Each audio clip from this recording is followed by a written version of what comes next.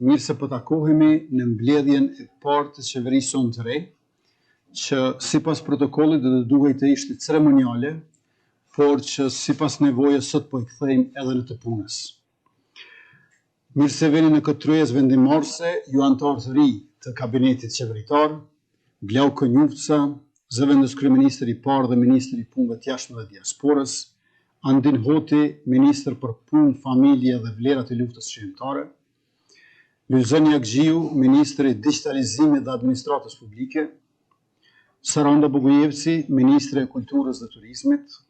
Fitore Pacolli, ministre e mjedisit dhe planifikimit hapësinor, Mimoza Kusari, ministre e industrisë, ndërmarrësisë, tregtisë dhe inovacionit, Blerim Gashani, ministër i sportit dhe rinisë, Dimal Basha, ministër i infrastrukturës dhe transportit,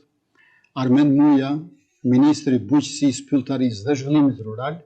dhe Rasim Demiri, ministër për zhvillim rajonal. Shërbimi ndaj Republikës dhe qytetarëve me punë e zellë, nder dhe përkushtim është privilegji më i madh që do ta keni dhe do ta gëzoni nga këto ulse këtu dhe nga zyrat tuaja. Mësimet që kemi nxjerrë përgjatë mandatit të kaluar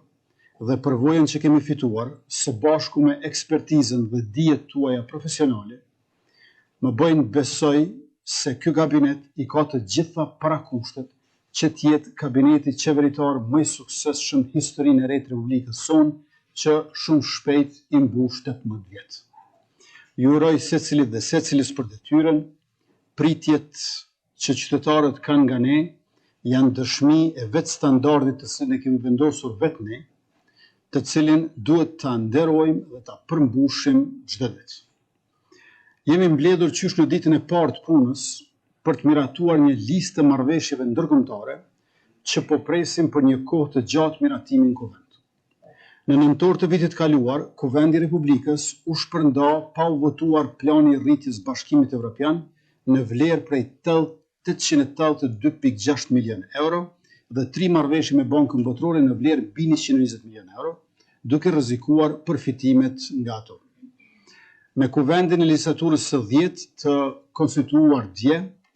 dhe me votën tuaj sot, po i japim vendit një mundësi tjetër për të ratifikuar këto marrëveshje ndërkombëtare në kuvend. E sot po e riprocedojmë në kuvend edhe projekt ligjin e buxhetit për vitin 2026, të cilin e patëm miratuar në mbledhjen e 31 tetorit të vitit kaluar. Duke mos dashur që të përsërisim të gjitha detajet e prezantuara në atë mbledhje, po ndalem vetëm në disa pika të shkurtra të cilat e karakterizojnë këtë buxhet. Është buxhet me vlerë prej 4 miliardë euro,